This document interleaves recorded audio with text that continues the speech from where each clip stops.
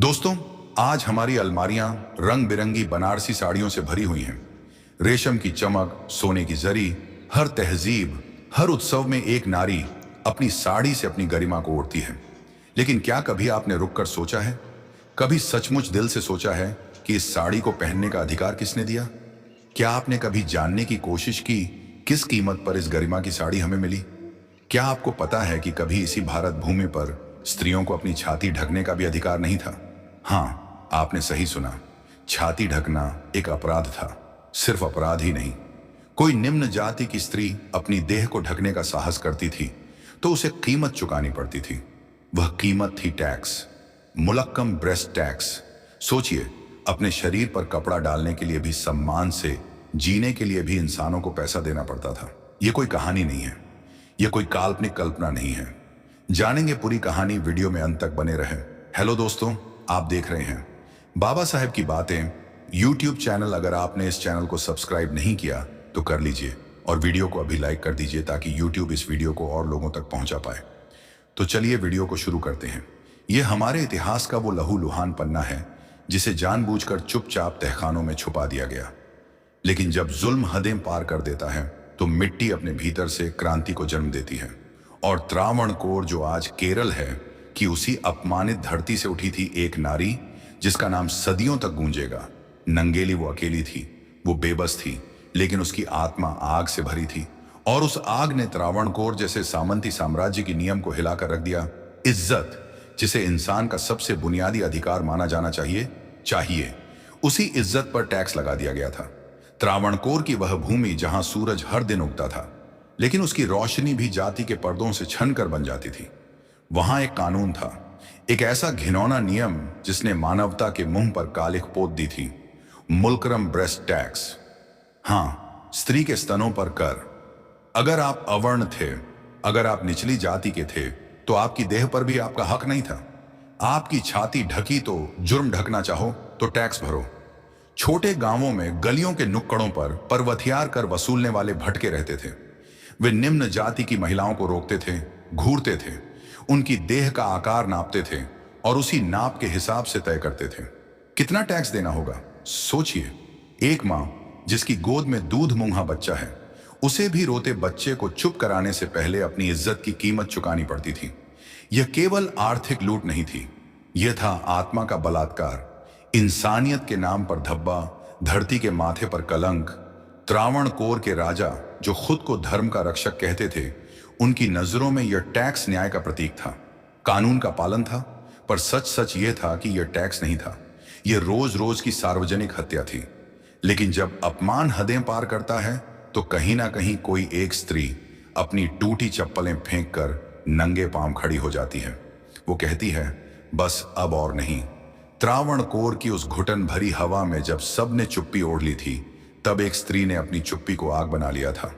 वो थी नंगेली, जिसकी कहानी अब करवट लेने वाली थी।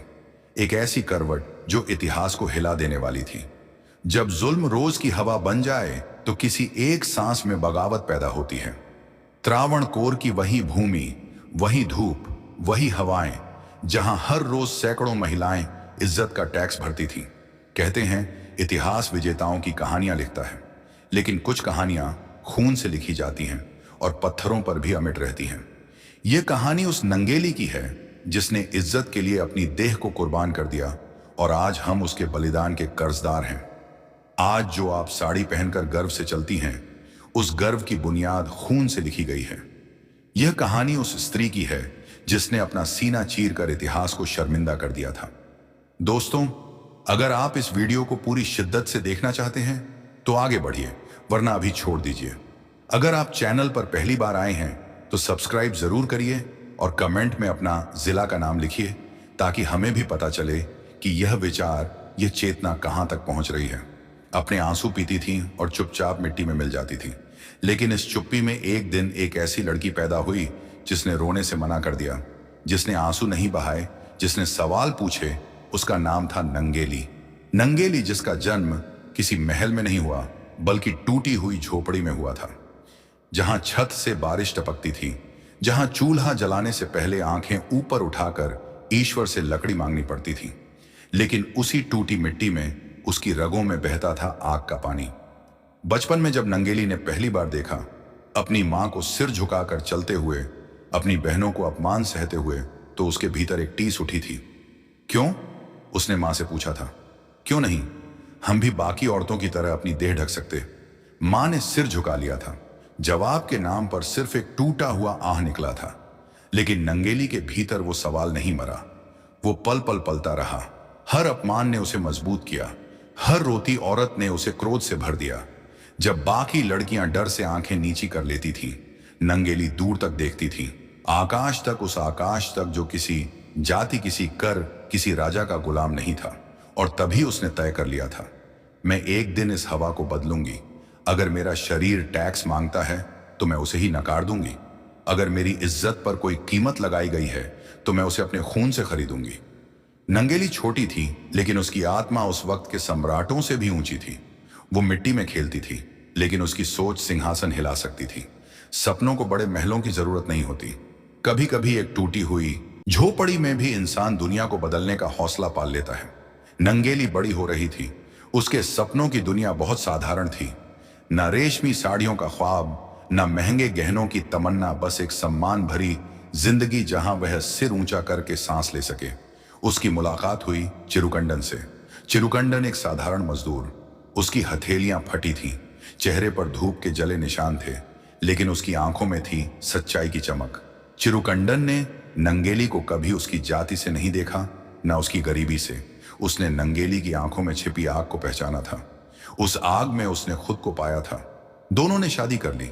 न शहनाई बजी, न दूल्हे के सिर पर सेहरा सजा, न बंधाइयां बंटी, न दहेज का लेन देन हुआ।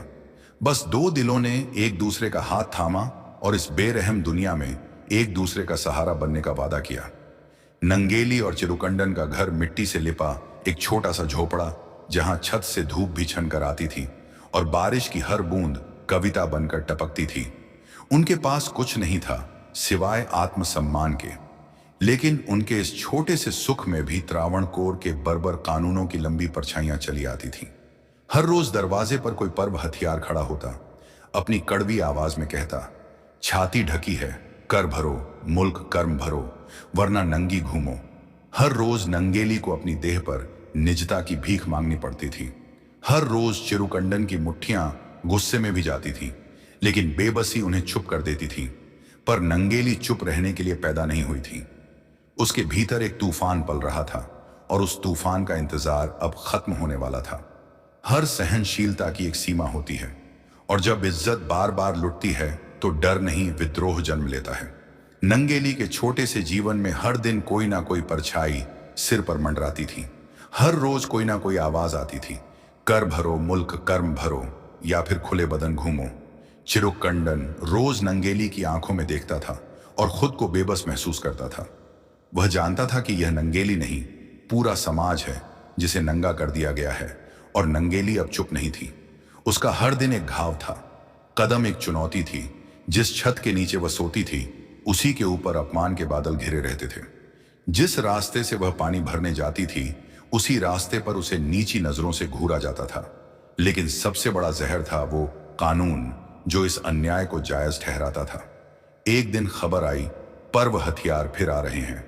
इस बार उनका आदेश था, जो कर नहीं भरेगा उसकी साड़ी छीनी जाएगी, उसकी देह को नंगा कर बाजार में घुमाया जाएगा। यह सुनते ही चिरुकंडन की आंखों में आंसू आ गए। उसने नंगेली से कहा, चलो कहीं भाग चलते हैं, कहीं दूर जहां इज्जत को खरीदा ना जाता हो। लेकिन नंगेली मुस्कुराई थी, एक धीमी थरथराती लेकिन अडिग मुस्कान। उसने सिर हिलाया था, नहीं, अगर हम भाग गए तो यह जुल्म कभी खत्म नहीं होगा। उस दिन नंगेली ने एक फैसला लिया था, एक ऐसा फैसला जो सदियों के घुटन भरे इतिहास का रास्ता मोड़ने वाला था। वो जानती थी इस लड़ाई में या तो वह बचेगी या इतिहास उसे याद रखेगा। और नंगेली ने तय कर लिया था, मेरी देह मेरी है, इसे अब कोई खरीद नहीं सकता। कोई कानून, कोई राजा अब मेरे अस्तित्व पर कीमत नहीं लगाएगा। कुछ लड़ाइयां अस्त्र शस्त्र से नहीं लड़ी जाती, कुछ लड़ाइयां लड़ी जाती हैं अपने लहू से, अपने अस्तित्व से। उस दिन सुबह की हवा भी अजीब थी। सूरज निकला था, लेकिन उसकी रोशनी में भी भय का सन्नाटा पसरा था। गांव की गलियों में खबर फैल चुकी थी, पर वह हथियार आ रहे हैं। आज टैक्स वसूली होगी, जो नहीं देगा उसकी साड़ी नोच ली जाएगी, उसे भीड़ में घसीटा जाएगा। नंगेली जानती थी यह सिर्फ उसकी इज्जत की बात नहीं थी, यह हर उस औरत की इज्जत की लड़ाई थी जिसे सदियों से गुमनाम रखा गया था। चिरुकंडन ने उसे रोका, कहा मत कर यह सब, हम कहीं छुप जाएंगे। लेकिन नंगेली ने सिर्फ एक नजर उठाई थी जिसमें डर नहीं था, सिर्फ आग थी। वह उठी, चुपचाप अपनी साड़ी के पल्लू को ठीक किया, अपने घर के बाहर आंगन में खड़ी हो गई और इंतजार करने लगी। पर्व हथियार आए, आंखों में सत्ता का नशा था, हाथ में फरमान था। उन्होंने चीख कर कहा, कर दो, टैक्स दो या कपड़ा उतारो। नंगेली ने एक पल को भी झिंकी नहीं, ना कोई सफाई दी, ना कोई माफी मांगी। वो अंदर जाने को हुई तभी पर्व हथियार बोल पड़े, रुको नंगेली, पहले अपने स्तर का आकर तो दिखाओ जिससे सही टैक्स लगाया जाए। उस समय दरिंदगी की हद हो रही है, स्तन को मापतोल के टैक्स लगाया जाता था। नंगेली पर्वतियार की बातों को सुना और वह चुपचाप अंदर गई और फिर बाहर लौटी। हाथ में एक चाकू था। उसने पर्वतियारों की तरफ देखा, उनकी हंसी, उनका अहंकार, सब कुछ देखती रही। फिर नंगेली ने अपने दोनों स्तनों को स्वयं काट दिया। हाँ, अपने हाथों से, अपने सीने से, अपने अस्तित्व से उस गुलामी को अलग कर फेंक दिया। उसने अपने कटे हुए स्तन एक केले के पत्ते पर रखे और पर्व हथियारों के सामने रख दिए। खून बहता रहा, जमीन लाल होती रही, लेकिन नंगेली की आंखें अब भी खुली थीं। उन आंखों में ना आंसू थे ना दर्द, सिर्फ एक गहरी आकाश को चीरती हुई चुनौती थी। कहने लगी, लो ये रहा टैक्स, दे दो अपने राजा को। अब ना मेरे पास स्तन बचेंगे और ना तुम मेरे स्तनों की नाप लेकर मुझसे टैक्स मांगोगे। गांव वाले दौड़ आए, लेकिन देर हो चुकी थी। नंगेली का शरीर थरथराता रहा और फिर एक गहरी अंतिम सांस लेकर वह शांत हो गई। लेकिन उसकी चुप्पी उस दिन पूरे त्रावणकोर में गूंज उठी थी। कुछ बलिदान इतने बड़े होते हैं कि शब्द भी उनके सामने सिर झुका लेते हैं। नंगेली की देह अब मिट्टी पर पड़ी थी, लाल खून से भीगी हुई जमीन, जहां एक तरफ उसका कटा हुआ शरीर था और दूसरी तरफ उसका सीधा उठता हुआ आत्मसम्मान। गांव के लोग भाग कर आए थे, चीख पकार मच गई थी। क्या कर दिया नंगेली ने? किस हद तक चली गई यह लड़ाई? ये तो मौत को गले लगा बैठी। लेकिन नंगेली के चेहरे पर एक अजीब शांति थी। चिरुकंडन दौड़ता हुआ आया। उसने नंगेली के कटे हुए शरीर को गोदी में उठाया, उसके लहूलुहान चेहरे को अपने कांपते हाथों से सहलाया। नंगेली उठो, देखो मैं आ गया हूं। लेकिन नंगेली की आंखें अब आसमान की तरफ थीं, जैसे पूछ रही हूं, अब भी बताओ, इज्जत के लिए टैक्स देना पड़ेगा। चिरुकंडन ने उसे सीने से लगा लिया। वह रोया, उसने जमीन पर सिर पटका। तुम चली गई, पर मैं अब इस दुनिया में कैसे जीऊंगा? उसने अपनी पत्नी के कटे हुए शरीर को उठाया, गांव के बीचों बीच ले गया और जमीन पर आग लगा दी। हाँ, चिरुकंडन ने नंगेली के शव के साथ खुद को भी आग के हवाले कर दिया। दोनों जलते रहे और पूरा गांव देखता रहा, कैसे एक स्त्री और एक पुरुष ने अपने प्रेम और अपने स्वाभिमान से त्रावणकोर के शाही आदेशों को जला दिया था। इस बलिदान ने त्रावणकोर की दीवारों में दरार डाल दी थी, सिंहासन हिलने लगे थे और सबसे बड़ी बात, लोगों की चुप्पी टूटने लगी थी। नंगेली मर चुकी थी, लेकिन उसकी आत्मा अब हवा में थी, हर औरत की आंखों में थी, हर बेबस आदमी की मुट्ठी में थी। कभी कभी एक मौत सैकड़ों जिंदा दिलों को जगा देती है। नंगेली और चिरुकंडन की चिता से उठता धुआं सिर्फ लकड़ी का नहीं था, वो धुआं सदियों की घुटन थी जो अब आसमान की ओर उठ रही थी। गांव के हर कोने में, हर झोपड़ी में, हर दिल में अब एक नया सवाल गूंज रहा था, कब तक हम अपनी माओं, बहनों, बेटियों की इज्जत के लिए टैक्स चुकाते रहेंगे? कब तक हमारी आत्मा को बेचा जाएगा? गांव में एक हलचल मच गई थी। वो लोग जो कल तक सिर झुकाकर चलते थे, आज आंखें उठाकर एक दूसरे को देख रहे थे। नंगेली का लहूलुहान चेहरा, चिरुकंडन की जलती हुई चीख, इन सब ने डर को राख कर दिया था। औरतें जिन्हें सदियों से सिखाया गया था सिर झुकाना, अब एक दूसरे का हाथ पकड़ने लगी थी। उनकी आंखों में आंसू थे, लेकिन पहली बार उन आंसुओं के पीछे चुप्पी नहीं, क्रोध था। पुरुष जिन्हें सदियों से कमजोर बना दिया गया था, अब मुट्ठियां भीने लगे थे। धीरे धीरे गांव से निकलकर यह आग आसपास के इलाकों में फैलने लगी। हर जगह चर्चा होने लगी। क्या सुना तुमने? नंगेली ने टैक्स देने से इनकार कर दिया। उसने अपने सीने से विरोध किया, उसने अपने खून से जवाब लिखा। त्रावणकोर के दरबार तक यह खबर पहुंच चुकी थी।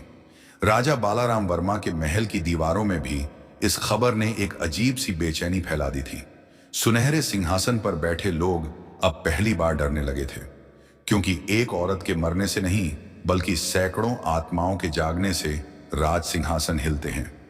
गांव गांव गली गली अब आवाजें उठने लगी थीं। हम टैक्स नहीं देंगे, हम अपने शरीर को नंगा नहीं छोड़ेंगे, हम नंगेली के बलिदान को व्यर्थ नहीं जाने देंगे।